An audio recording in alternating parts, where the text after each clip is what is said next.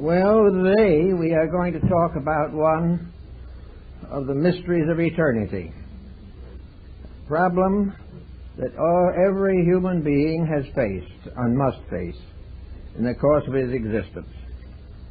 And it is interesting to realize that there are a number of remarkable interpretations of this phenomenon, which we call death. So in many cases, the idea has been that the afterlife was simply an extension of physical existence into an invisible realm. This was the idea of the Chinese emperor, who had clay copies of his court made in life-size figures, standing in rows to serve him in the afterlife. Now, he did not believe that those concrete figures were going to serve him, but he believed in a spiritual mystery involved, that after he passed into the other world, these concrete and stone figures would be living, that they would be alive and full size and would serve him, and that he was merely moving his court from the visible to the invisible side of life. Now, in Egypt, a similar practice was also followed, but with more symbolism involved. The afterlife of the Egyptian, the Elysian fields, or the plains of Amentet, were a beautiful facsimile of Egypt. The same grounds with the same beautiful river, the wonderful people, the palaces, the temples, and all the makeup of a tremendous metropolitan Egyptian super city. At that time also, the pharaoh was buried, and other nobles with similar expositions. He was buried with miniature figures of all of his retinue, his court, and all of the valuable things that he needed to continue his life in the tomb. The afterlife of the Egyptian was in an underworld, ruled over by the great deity Osiris. And this great deity, judging the quick and the dead, ruled over a wonderful realm beneath the earth that men could not see, but to which human beings passed after the physical decease. In some of the old manuscripts, various animals, such as family pets, were included among the figures that came with him into the afterlife. Everywhere we find evidences of the belief that the invisible world to which we pass and from which we came has a more or less physical appearance that is similar to the world that we know. It was not until comparatively late in the development of human thinking that the idea of heaven and hell as we think of it today came into existence. Most of antiquity had really no concept of hell. They did not have any of that Dantesque mystery that we find in the beautiful but morbid paintings of Gustave Doré. To the ancient people, hell was more or less of a shadow.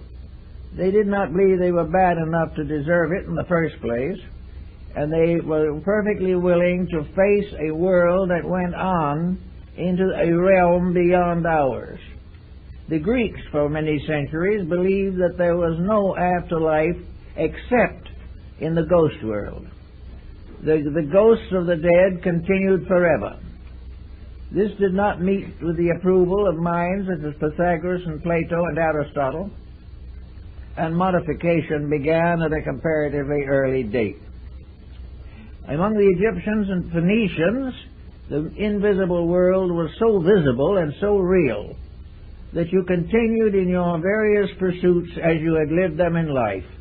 If you had plowed a field while alive, you would have a field to plow in the afterlife. And there is one story about a very honest moneylender who had never cheated those who borrowed from him. He was a very good man. So when he died, they gave him a special privilege in the afterlife. He could set up his money tables by the gates of heaven and lend money to anyone coming in who wanted it. And he always was meticulous and honest. And it was the honesty, and not his profession, that earned him this respect. Then we have another group of people who believe, as many primitive people do, including a number on the Western Hemisphere, that death is a birth into the afterlife. And many ancient peoples buried the dead in embryo position, so that the earth became the womb of the second birth. We find tombs of this kind on all the continents. We also have evidences that many of those who lived before us, at least, had a consciousness of being able to travel in the afterlife while they still lived. This is true of the American Indians of the Southwest. It was also true of the Irish. The Irish perfectly believed that certain of their sages and saints could go into the afterlife, and that they would be welcomed there, and they could bring back messages for those who needed guidance or assistance. It was not until comparatively late that the death took on the terrible appearance with which we have associated with. It was not regarded by the ancients as a misfortune. It was regarded as a simple transference of conditions. The individual did not change greatly by the transition, but he functioned in a different dimension of life. And here he had to grow and learn and grow up again and go to school in some way to learn his way around this new realm. Now, psychics in all parts of the world have given us traditions about this. Andrew Jackson Davis, the seer of Poughkeepsie, one of America's most prominent early spiritualists, gave what he called a picture, the Summerland. This Summerland was a beautiful countryside, and it was an invisible pasture field with flowers and trees where individuals lived out a very beautiful life if they had earned such a record. If they had made some mistakes and so forth, they received some punishments, but ultimately were accepted into the world of eternal light, eternal summer, eternal happiness. So this was one psychic belief, and he wrote the book, The Stellar Key to the Summerland. Another psychic of great fame was Baron Emanuel Swedenborg, who was one of the greatest scientists of the Scandinavian countries. He was also in his later years a psychic and had many beliefs concerning the conditions of the afterlife. He left very detailed accounts of conditions beyond the grave, which very well resembled conditions in a well-run Swedish state. And among other things, in Swedenborg's viewpoints, any young ladies who happened to arrive in this afterworld were chaperoned to make sure that everything retained its proper proprieties. Now, we have constantly had psychics who have something to say about this type of thing, but have been strangely uncertain themselves. We very seldom have a psychic exposition in which the emphasis is how things are over there. We hear about famous people coming back to converse with the living, but it does not seem that any answers that they give clear the problem of life after death. The answers accept the problem, but they do not clear the path or the way or the circumstances involved in the transition. This seems to have been generally neglected throughout almost all psychic experiences. Jacob Boehme, the German mystic, had visions of the afterlife.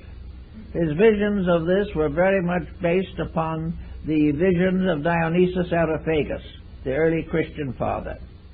These dreams and visions represented a luminous universe with hierarchies representing the planets and the zodiacs. This luminous world was a world of light, of color, vibration, and was a very pleasant place. But what you do when you get there, Bamey didn't tell us. All it expressed was the fact that it was a vision of things to be, such as the visions of the Gnostics and the Albigensians and the Manichaeans and many others. Each religion of the world has its own concept of paradise, where it is and what it is. There seems to be very little, however, detailed study of the subject. Now, let's go back to our own problem here. Supposing we assume for a moment at least that this world that we live in now can be considered as a basic example of something, an example that it is hard to deny, an example which might tell us a lot if we consider it carefully.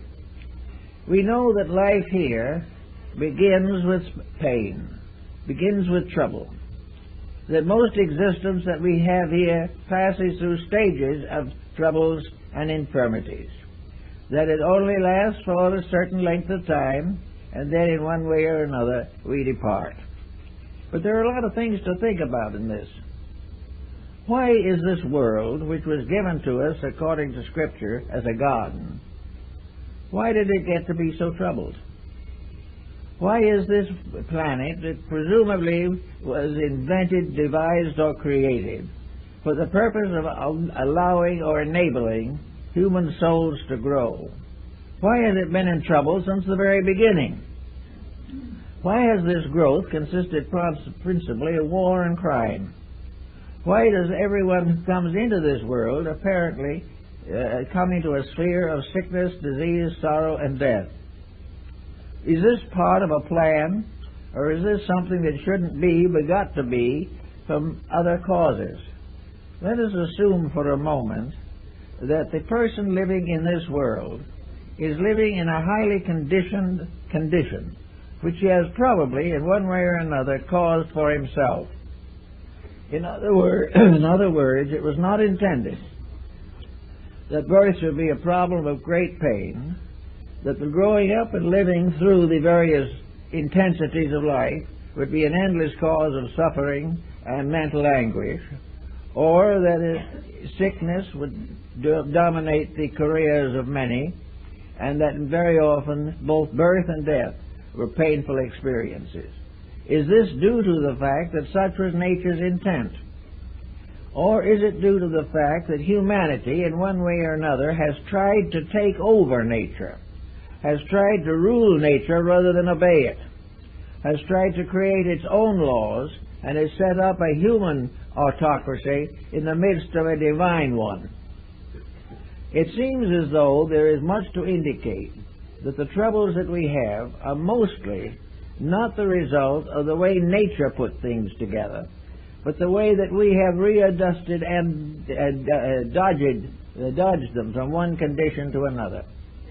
We have juggled these factors, and we have mixed them up so badly that we have ended up with crime and war. Suppose, for example, the human being had not made these mistakes.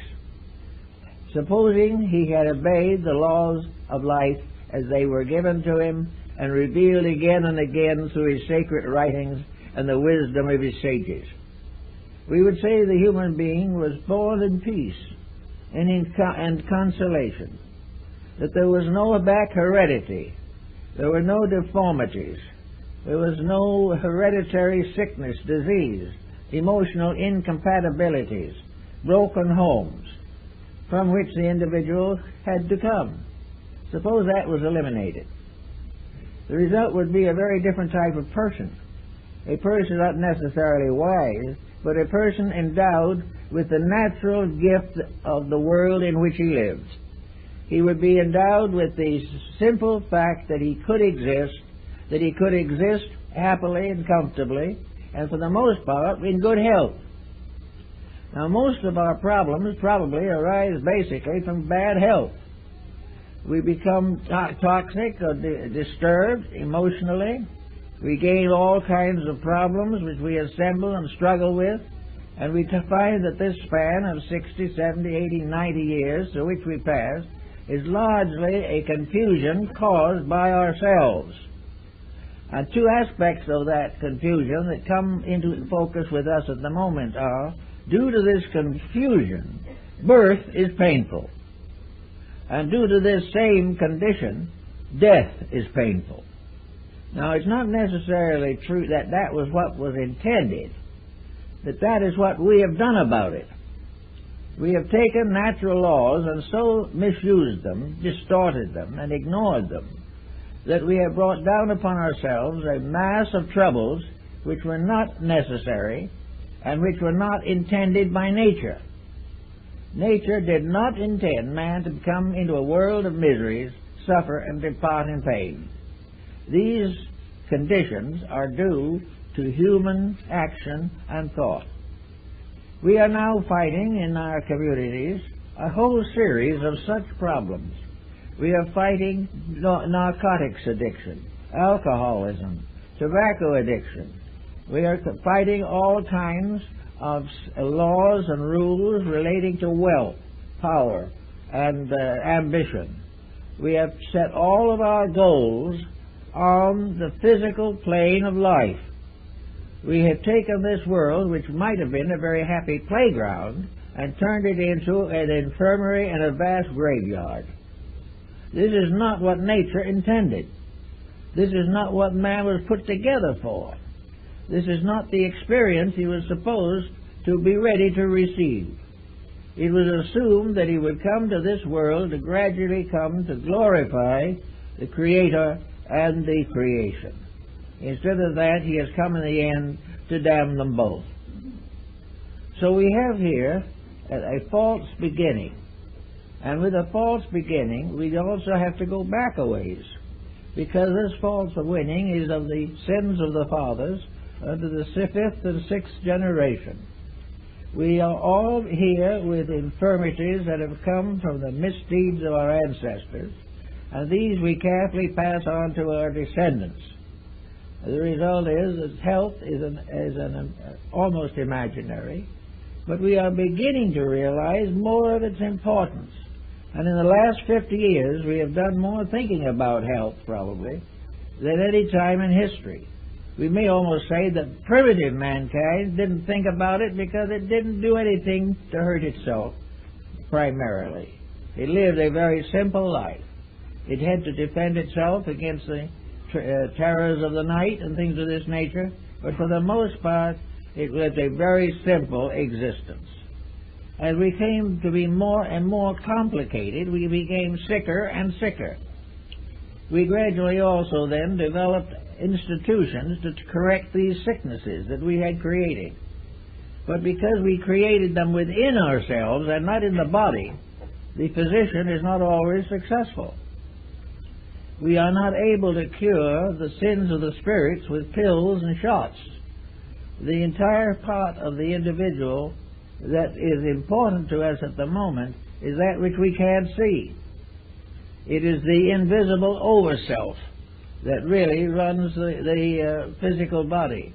This overself, however, is so neglected by most people that the body is without adequate leadership. It is as though a very nice government were set up with a proper representative, and in the course of time a bunch of gangsters took it over. And these gangsters are our selfishness and our deceits and our stupidity and our rejection of common sense. All these together have ruined what might have been a pretty good place to live. Now we're gradually beginning to be a little more aware of this. It is dawning upon us that it's possible that all these misfortunes are not necessary, that they were not in the original archetype, but have been the result of vicious misinterpretation or distortion of the common facts of good nature and common sense. So we say to ourselves, suppose we clean this up. We might then have a world in which the human being would be decently born, with comparatively little pain to the parent, a world in which they would grow up gradually, and education would be suitable and adequate to their needs, and not to try to adjust them to a hopeless situation. We are educated more or less to try and lengthen our survival in a situation that never should have existed in the first place.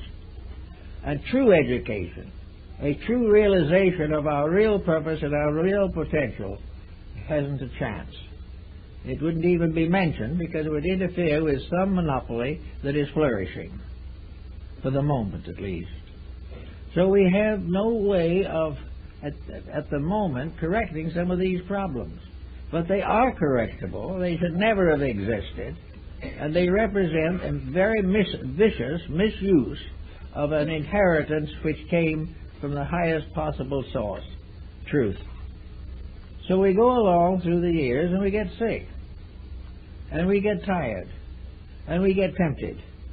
And one by one we fall under some form of disease or displeasure which begins to corrupt our natures. And so the body, which probably has a potential strength of at least close to a century, may give out any pair along the line, because simply it does not have the strength with which it was intended to be endowed. Now, this doesn't mean that every person in trouble has lived a riotous life, but behind every person may be several generations of the lawless. And many a proud family now, which is also in trouble, it has among its ancestors 2 or 3 that were hung from the yardarm, that were actually pirates of the worst.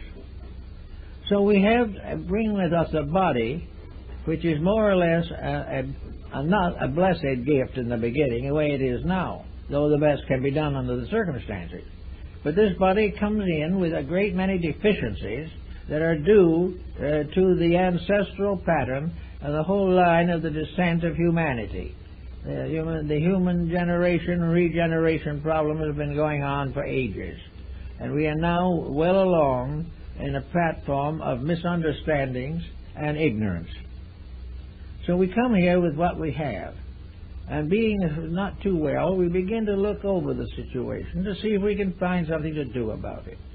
So we get a little help from some new kinds of people that come up who are beginning to teach the importance of nature in remedying the defects of human beings.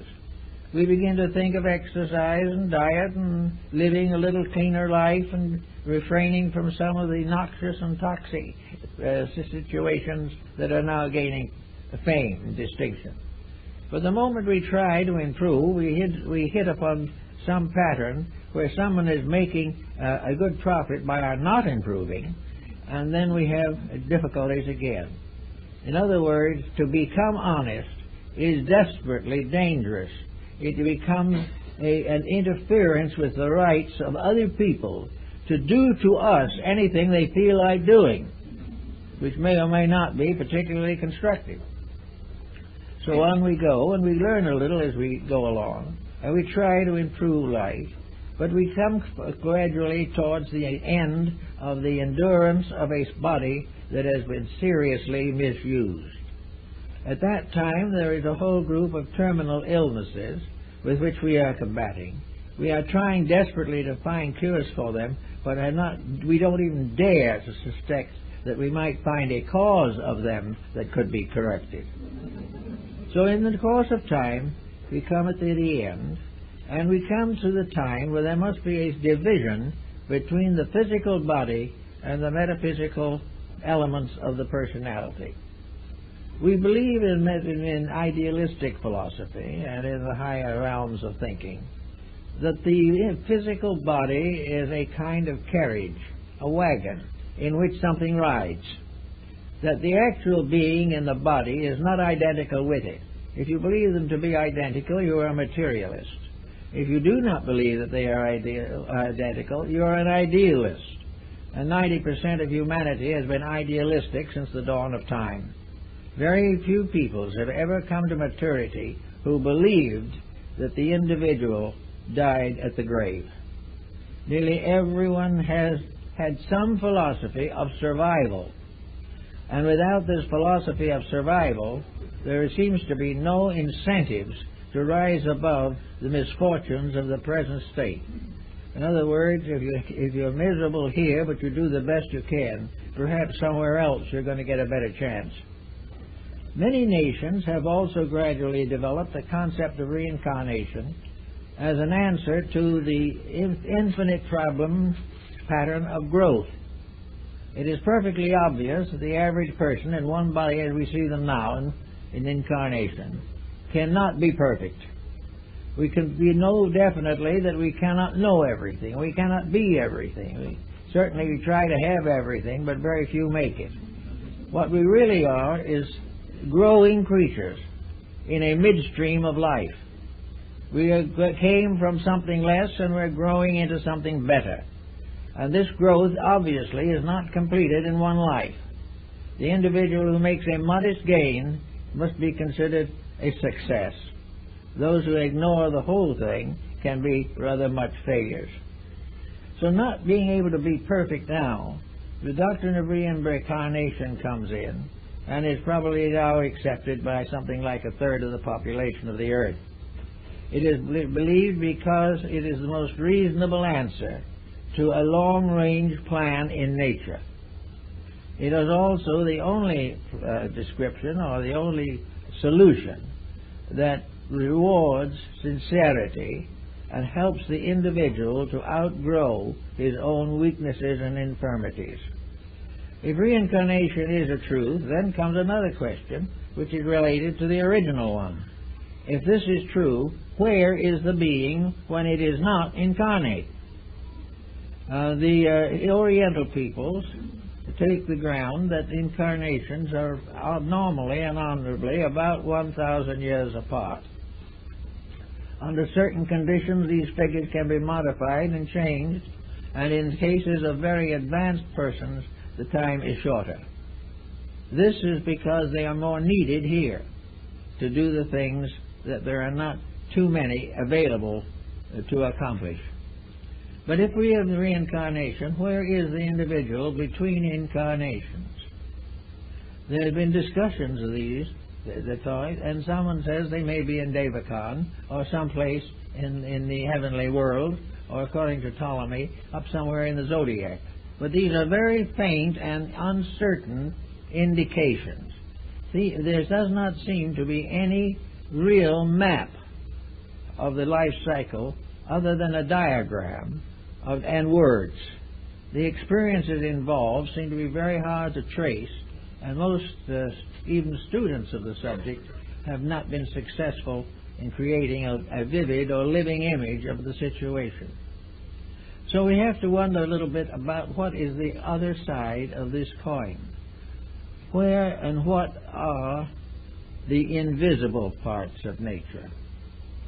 Flood, the Rosicrucian mystic, and several others have speculated carefully upon this, and they have followed the idea or viewpoint that man is composed of a series of bodies, that he is not just a physical body, nor is he just a physical body and a spirit. He is not a physical body and a ghost.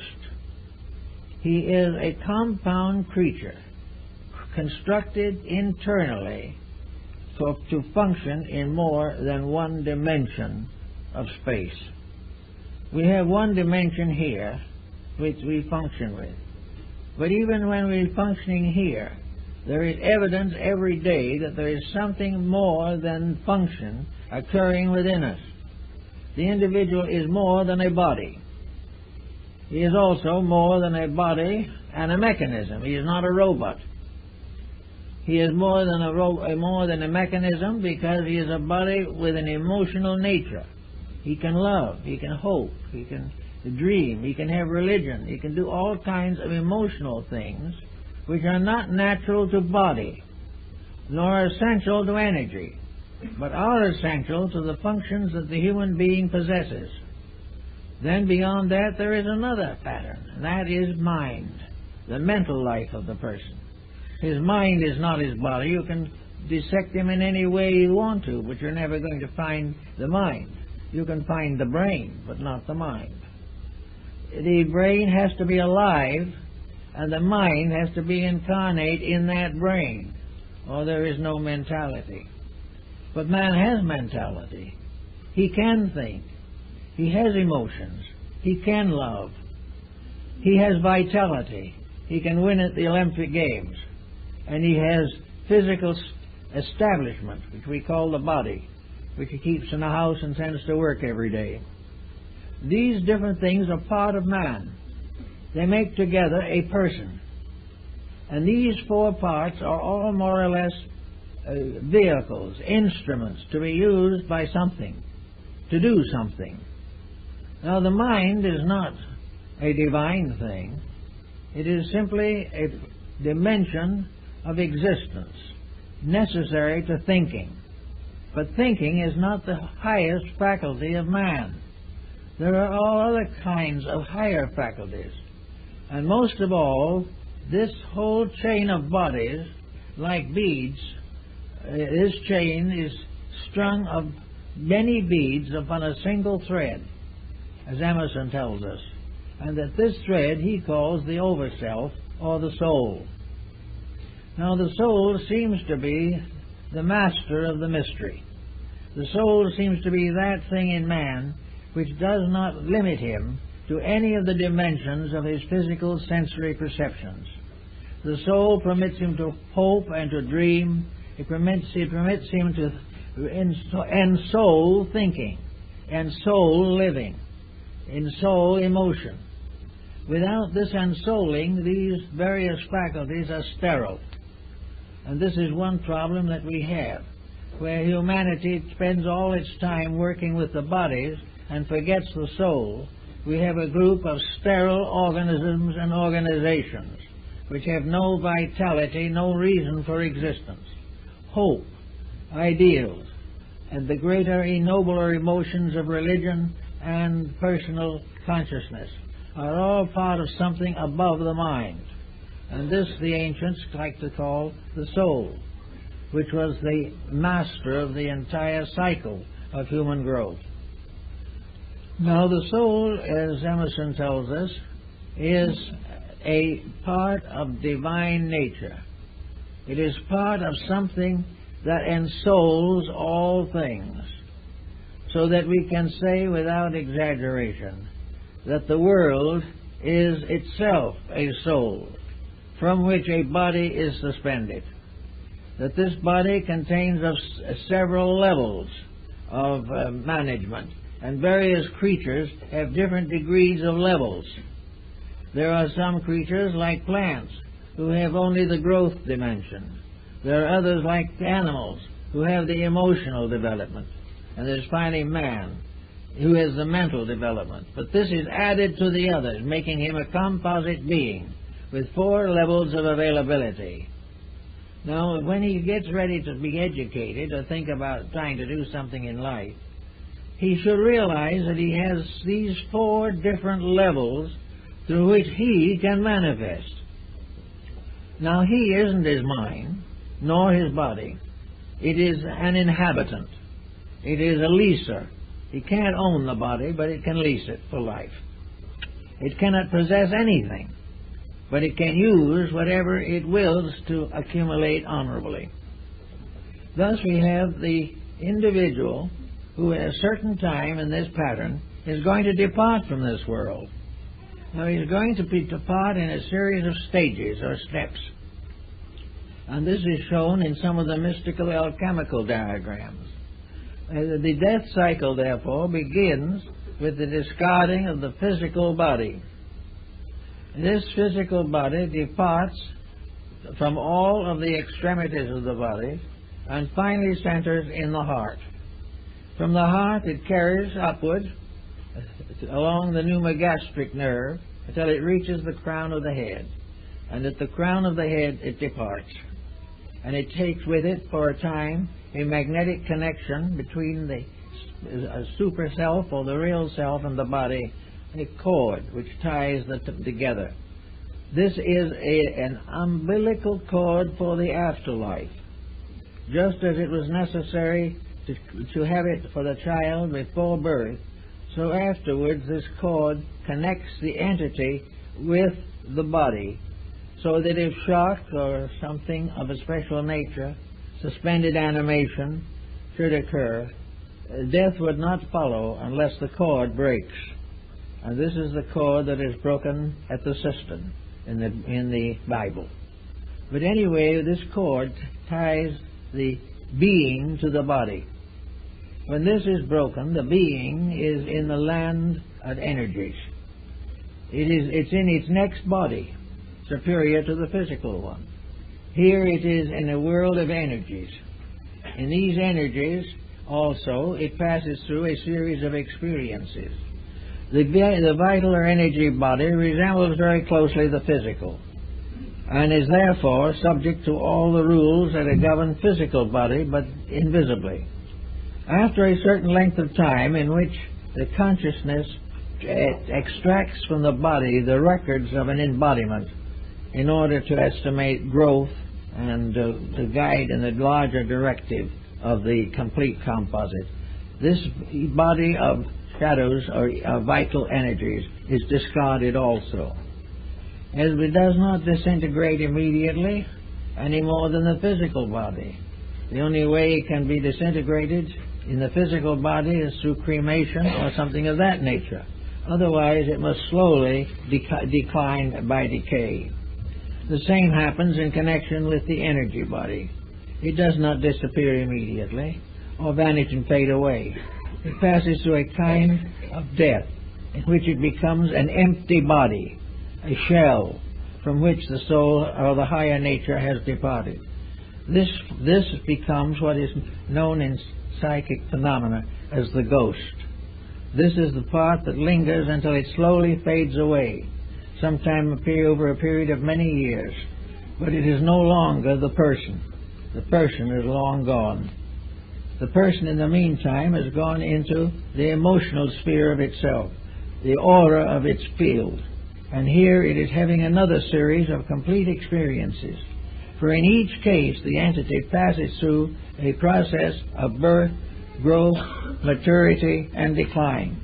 And in each case, its cycle of life is determined by what it has learned from the lower vehicles or brought down from the higher ones. Gradually, therefore, the entity goes upward through these different worlds, which are often referred to by the ancients as heavens and hells. Hell being nothing more or less than to inherit an etheric or vital body that was no better than the physical one when you were in it. In other words, the physical body was infirm because of abuse.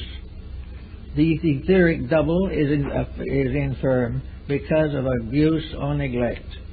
And in these experiences, the individual passes through rewards and punishments, which, however, are not eternal. They are not in the form of great damnations, but like the experiences of material life, are the results of things done and things undone, through which the entity has to gradually grow, extract the essence, and build this into what is called the soul.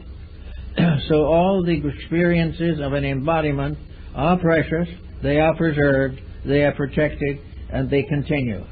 And here also we have the basis of the Akashic records, and the records of actions, and the records of other times, and the records of our planet itself are all preserved in these various strata. Then gradually the individual dies out or fades out of the emotional life. In each case, except the physical, it is a going to sleep. And Hamlet, in the soliloquy, Hamlet says, he's referring to this, that in sleep what dreams may come. In the sleep of death, what dreams may come. This is a very good key that has been generally overlooked. So after that, we go up to, finally, the mental, the mind. And here we have the coordinator who takes everything, or which takes everything, that has been learned and digested and assimilated, and builds it into the full record of an embodiment. In this embodiment, the record is a conscious one from below up. The passing from the body out upward to the higher vehicles is a conscious experience. The descent of the entity from the mental down to the physical is usually experienced in a condition of sleep or unconsciousness. from which the being awakens at the time of birth or shortly before that. Now we know that the birth physically has been preceded by a whole series of previous experiences which do not record as far as the physical world is concerned.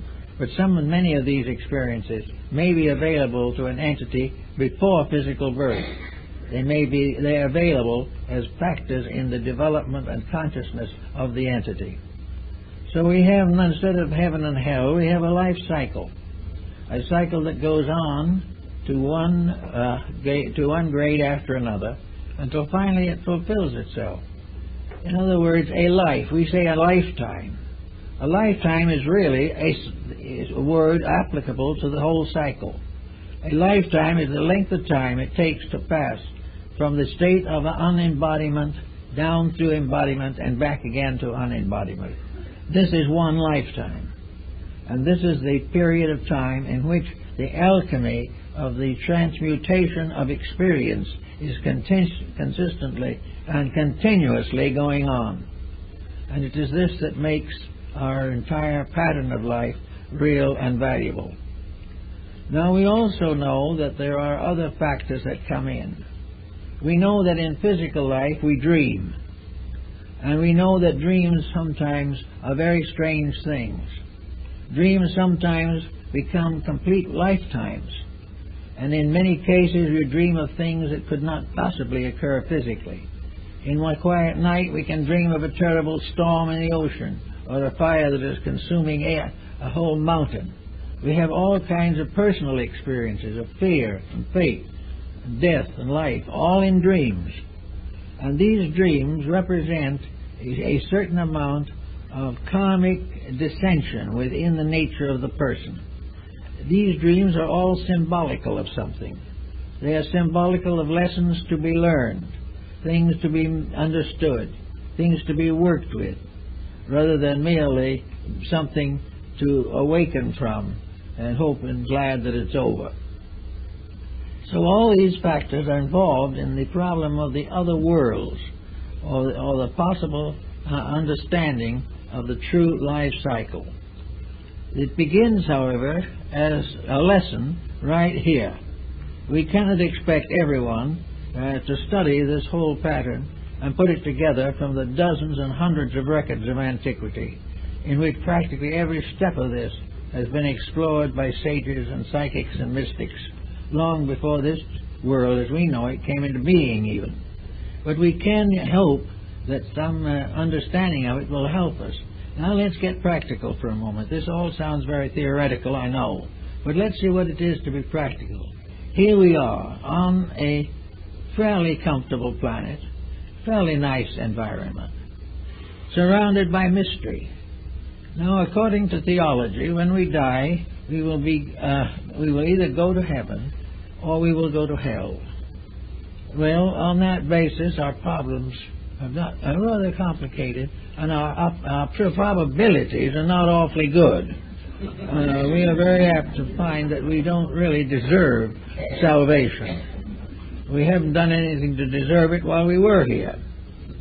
The other situation lies in the fact that if we haven't done something right, that we will go to perdition forever and ever and ever, which is also a very uncomfortable thought. But strangely enough, it has very seldom prevented crime. No matter how much perdition lies ahead, and some of the old artists sold souls roasting in furnaces for 100 million years.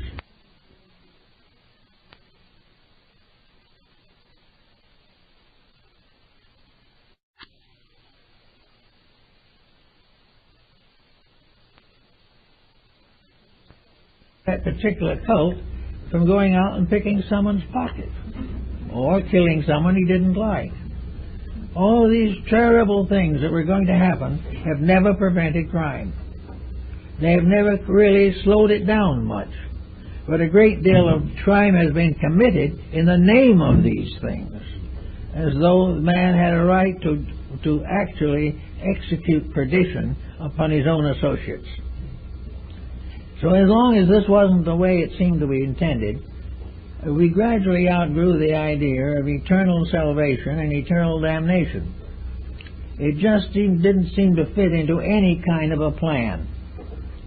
It did not make any contribution to the progress of things.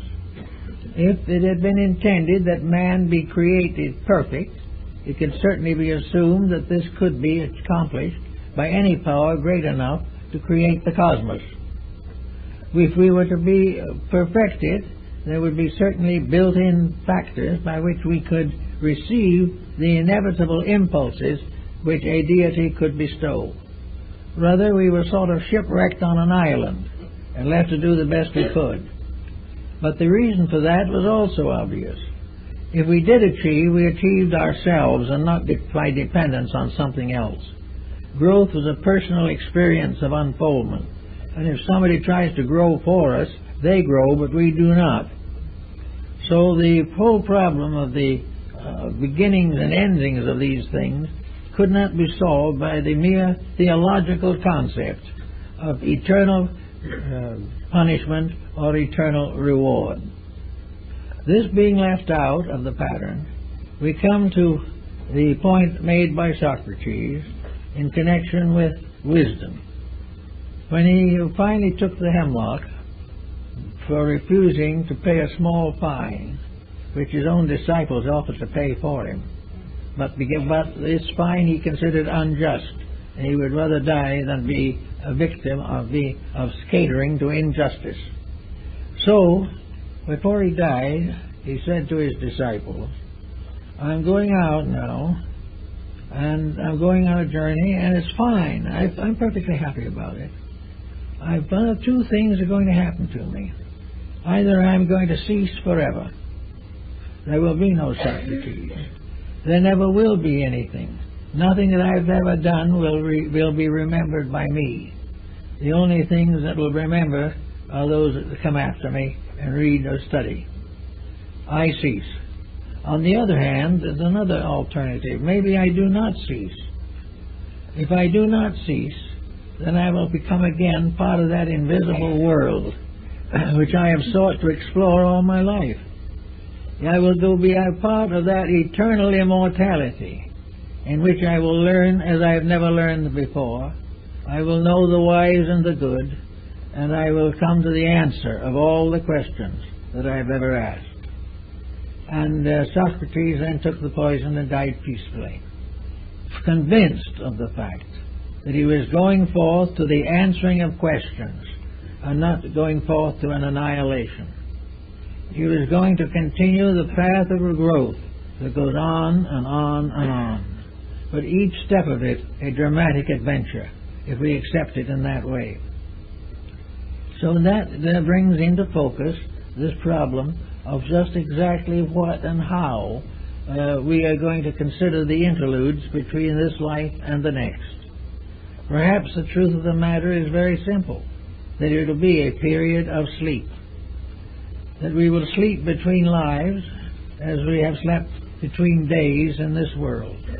But while we are sleeping, the powers that be will be working in us and with us. But the powers will be working without our interference, which will enable them to work. Whereas in our night sleep, our dreams are all influenced by our psychological conditionings. So we'll have a chance for that type of thing, a quietude between lives, a Zen sort of situation, in which we will become so completely relaxed that we can see truth for the first time. Truth can only come in a state of peace. It can only come as a condition of reward or fulfillment. No one can demand truth. No one can sell it. No one can buy it. But we can all earn it. And we earn it by gradually eliminating the interferences. We take out of our lives the things that are not so. We take out of our lives the patterns and situations which have no meaning.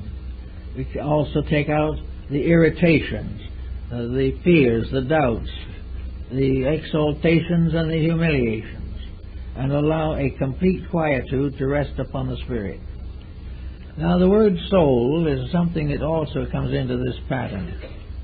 And the word soul was used in antiquity largely to represent a combination of enrichment of the spiritual strength of life with the rewards of incarnation. The soul is the wedding garment of St. Paul on the book of Apocalypse. It is the vesture of experience.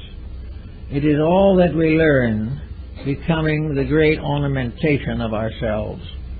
It is the gradual acceptance and within our own consciousness of the quite one-piece garment without seam.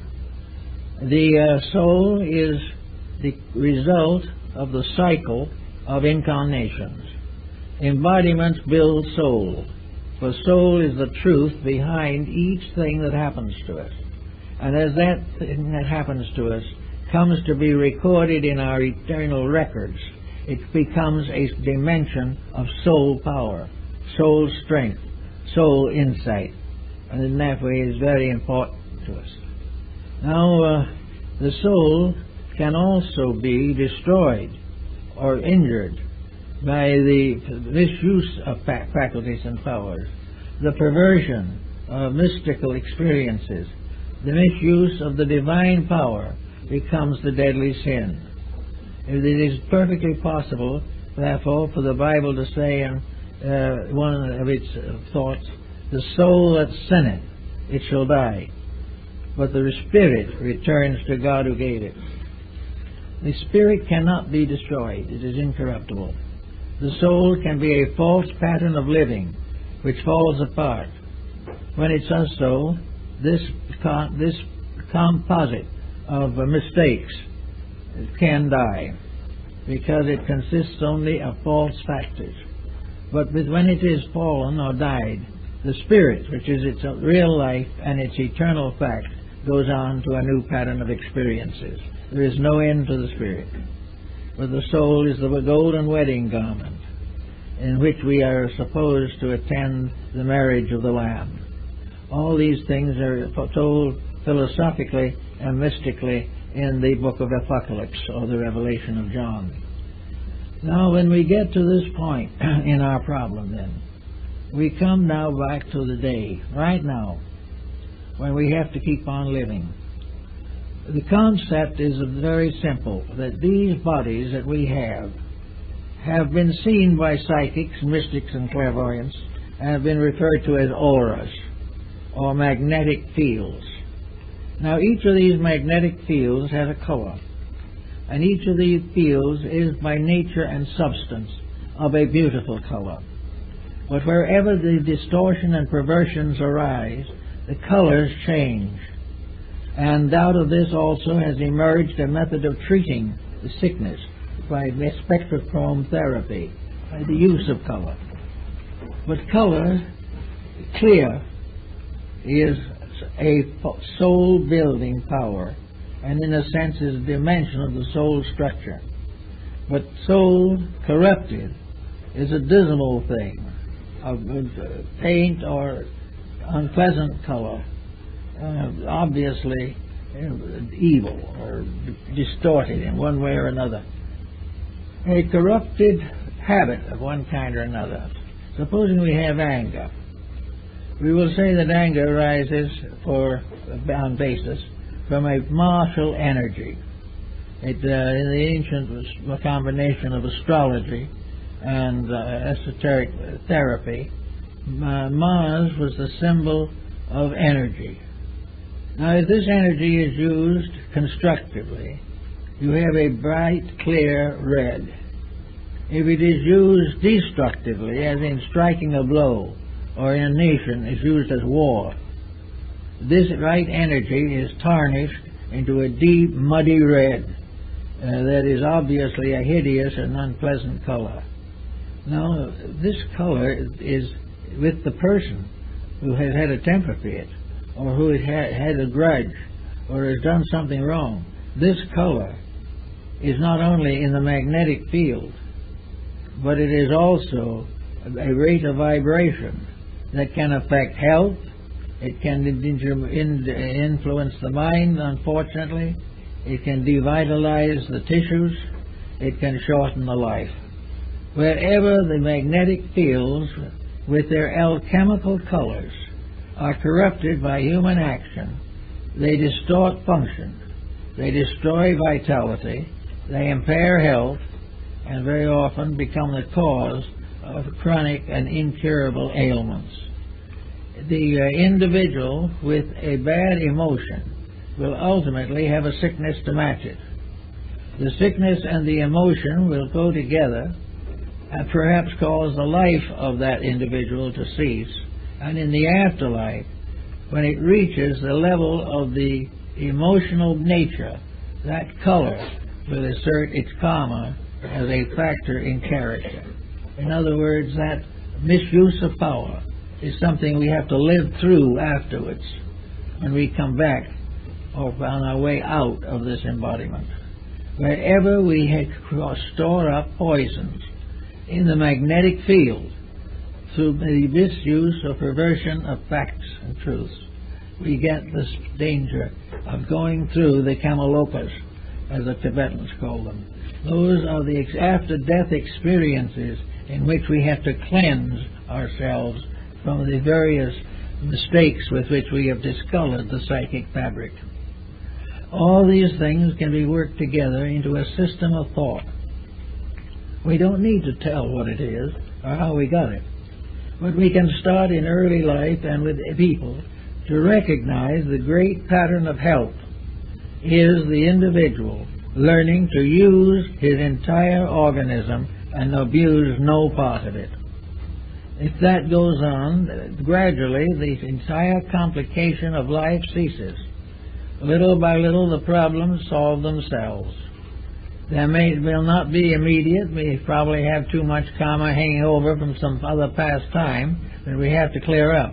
But ultimately, the individual who becomes constructively integrated will recover from the evils from which he has suffered.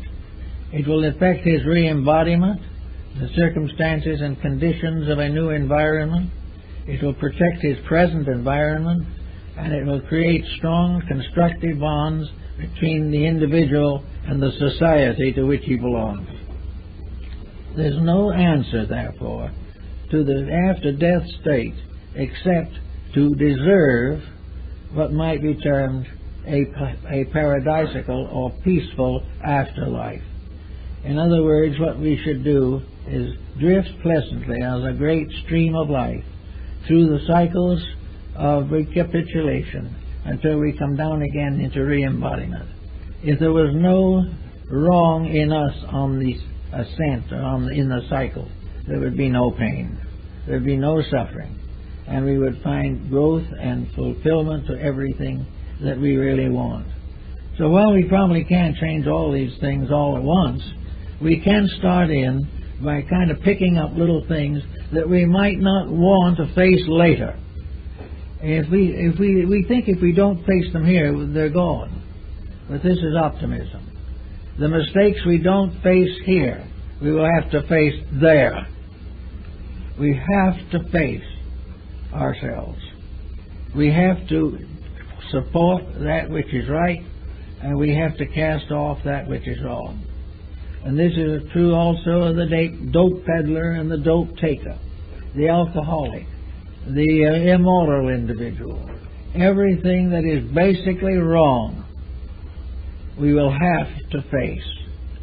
And the ancients, realizing that we have to face these things, caricatured them into monsters, demons, evil spirits, and filled an invisible world with malignant ghosts.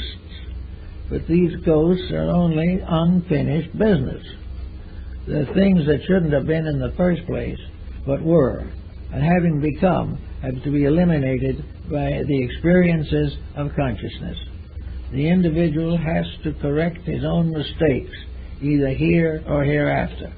And this constitutes the cycle of a lifetime, of which only one small part is lived in the visible world. But it is in the visible world that independent action takes place. In the invisible world, there is no new experience added. The experience of this cycle, which is the cycle of humanity, which has its physical foundation in the visible earth. The experiences of growth are here. That which is out there is the soul growth, is the incorporation of the right into eternal value and the gradual correction of that which is not right. But all new opportunity for growth is conferred here. And from here, the consequences go on. So it is the way we accept growth that determines whether we are building karma. Now, the idea that karma or compensation is always evil is not true. We are building good just as much as anything else. The only reason the karma seems to be the more heavy on the negative side is as you look around you, you see the way people act. Conduct is the cause of that. Conduct and misuse, particularly conscious misuse, builds up karma as retribution, as correction, as unfoldment of internal potentials. Karma is a glorification of every good thing that we ever did, opening new doors to wonders yet to come. So we are in a little pattern that is rather simple, very honest, doesn't require any forgiveness of this or forgetfulness of that, which cannot be cleared by any attitude. We can do anything we want to, verbally, intellectually, or emotionally, to correct the mistake. But if we do not correct the mistake itself, all our platitudes mean nothing. In nature, sin is not forgiven, it is outgrown. And there is no sin that cannot be outgrown. In most cases, the outgrowing is not very serious, because the average individual does not commit great and serious wrongs. But these nagging occurrences of the day should be taken into immediate consideration. If you wake up some morning and you find you have to have a bad temper, you can either face it now or later. But you are going to face it. You are either going to correct that temperamental peculiarity, or you're going to suffer the consequences. Now, in the case of a bad temper, the consequences might start a little sooner. It might be the very day that you get angry. Negative consequences begin. You lose a friend, or you make a serious mistake of some kind, or you get yourself all worked up and have a terrible headache, and decide that the only cure for that sin is an aspirin tablet. So you take the aspirin tablet, get a moment's peace, and have enough strength to get angry again. And this goes on until the anger or the aspirin finishes you. This is not the way that nature intended. Nature knows that everyone can make a mistake once. But having made it and knowing the consequences by experience, should not repeat it. And unfortunately, humanity hasn't learned that very well. The first war was long ago, and then no one has apparently bothered to find out really how to cure war. The answer is, don't cause it. There is no other way. They knew you cannot cure these things simply by trying to erase them or passing legislation against them. An individual who has a bad disposition gets sick and he goes to the doctor. The doctor gives him a pill which may make him sicker. He may get a little relief and he decides that medicine is the answer to sin, but it isn't. The actual answer is that the individual has no right to be healthy unless he tries sincerely to live a good life. All the different temptations that we have in modern society are not something that can be excused. We can say we have to be dishonest because everybody else is. That is simply saying I have to suffer because everybody else will suffer. There is no escape on these bases. That's why a good working religion and a good working philosophy of life are so important. They give the individual an understanding of value. And they're not imaginary values, because all he has to do is look around in society and he sees proof of all of it. He sees immediately that those who live by the sword will die by the sword. He can see immediately how injustice builds up into a great revolution of some kind. he knows that the wrong thing cannot win. It can have a moment of apparent victory and then collapse. One nation after another has died of its own corruptions. The same of races, the same of families, the same of individuals. Knowing this type of integrity, this basic sense of values, should be incorporated into our lives from the cradle on.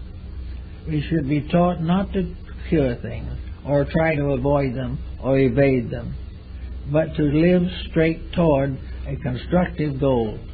If we need to know something, learn it properly. We have here the idea that learning is primarily a matter of preparing for a career of wealth. Now, wealth itself isn't bad. The career of wealth isn't bad. It is the abuse of the career or the abuse of the wealth. These are the bad things. And the mysterious little factor in it that must not be overlooked is that wealth gives a larger opportunity to do it wrong. In other words, the temptation of wealth is more than the average person could stand anyway. But it only confronts those who have assumed that wealth was the source and cause and final of all success. The temptation is too great. Therefore, all things in moderation. As the Oracle of Delphi said, in all things not too much. We must guard against the danger of our own weaknesses. We have to realize that we should only have what we can use wisely. We should only do what we can do lovingly and constructively. All the so-called faults and foibles that we nurse so carefully and have so much fun with do nothing but destroy us. So the cycle of life goes on. If you want to follow the idea of the old Christian reward and punishment, you can if you modify it somewhat. If you have a life in which you see and know that you're making a mess of things, then you must expect punishment. But it isn't punishment in the sense of a divine bookkeeper dealing out a sentence for your mistakes. The punishment is inherent in the mistake itself. When you do it wrong, pain is inevitable. If you think wrong, the thoughts are bound to be dangerous. If you are over-ambitious, you will struggle and finally be destroyed by your own ambitions. It isn't something else punishing you. Much of karma and much of the cycle of life can be seen here. That which is beyond being seen here is part of the larger cycle, the cycle in which the carry into the invisible causes which cannot be corrected or are not corrected in the physical life. They have to be corrected. We have to learn from embodiment. And if we cannot learn while we're physically alive, we'll learn in the afterlife. We will learn the lesson regardless. There's no possible way of escaping it. But the nicest thing is to realize we can save ourselves a lot of trouble here, and will refrain from hurting other people, or as nations will not afflict other nations, if immediately upon our inner understanding we begin to live according to what we claim to believe. Now, actually, there's nothing very secret about this. Actually, every major religion of the world has exactly the same teaching. They have it in a little different words, but the same teaching. In all cases, the golden rule is in over 40 different religions. The simple friendliness and kindliness of human relationships is applauded everywhere. There is no religion that actually requires or demands the individual to break the brotherhood of man. The religion does not do so. Some of its interpreters, for personal advantage, try to make it fit into their ambitions, but it doesn't. Actually, the average person belonging to any one of the religions of the world, including the primitive, will find the same general rule applying. Do right and be right. Do wrong and be wrong. Do that which is good and grow. Do that which is bad and penalize yourself. The proof of all faith is in the practice thereof. And in our day, the interval between the faith and the practice is too great. It's more great than it ever was before because the temptations are greater. And we try to conceal the values by overlooking them or denying them. But the average person who is out making trouble for himself and others is someday going to face the tribunal.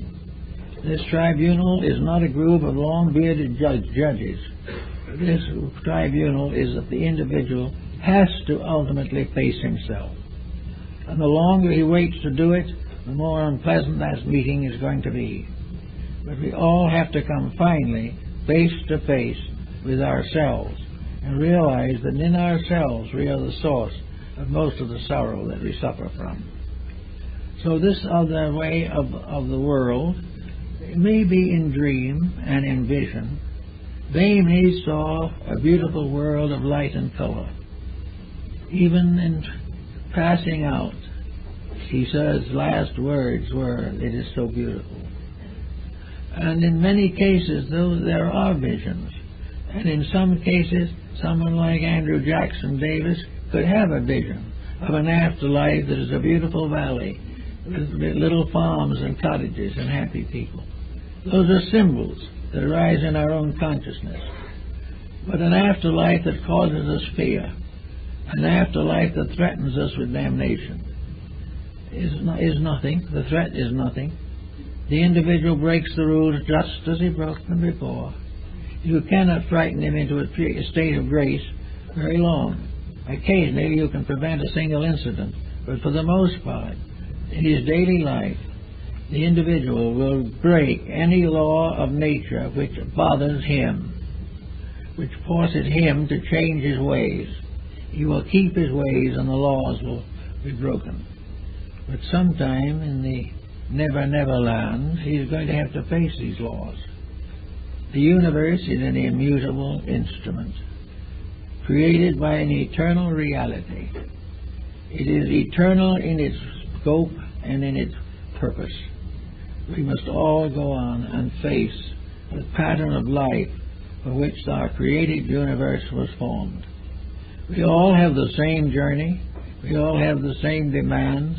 We all have the same requirements in ourselves. We all have to be right.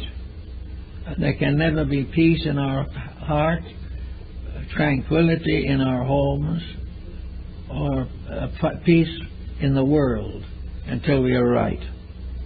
Until we are right, we will be nagged by our own infirmities.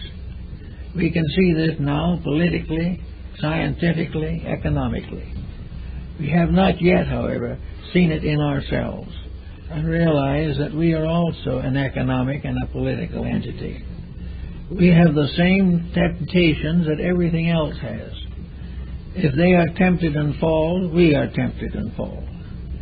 But it is possible because of the individuality which has been bestowed upon us, that man, of all creatures that is visible or that are visible to us, is capable of creating his own destiny.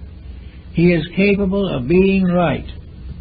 The animal cannot be wrong, and therefore belongs to an entirely different type of life. But the human being has the right to be right, has the eternal power to do that which he should do, to keep the rules and to assist to build a civilization based upon these rules. He has a right to build a magnificent world and cooperate with the divine power in the advancement of all living things. He has the right to work for principles, and if he is properly rewarded, he is a true and faithful workman who is well worthy of his wages. But he does not have the right to accumulate simply for the sake of accumulating or of exploiting somebody else. He has no right to accumulate what he cannot take with him. But while he is accumulating things that he wishes he could take with him, he loses them. And the power to accumulate, which was wrong, is the thing that goes on. It is not what he has, but the motives that made him get it, that he must face in the ages to come. So it is much better for him to get ready for this at a reasonably early time, and to see all these things through the light of inner understanding. There is nothing to fear in life except the tendency we have to compromise. If we can recover from that, we will have a much better world than we have now, and we'll be able to look forward to a better one. And any little mistake that we can erase at this moment will not come up in the final examination. And it's much better for us to catch it now and have that little pleasant feeling that we have grown, that we have done something worthwhile.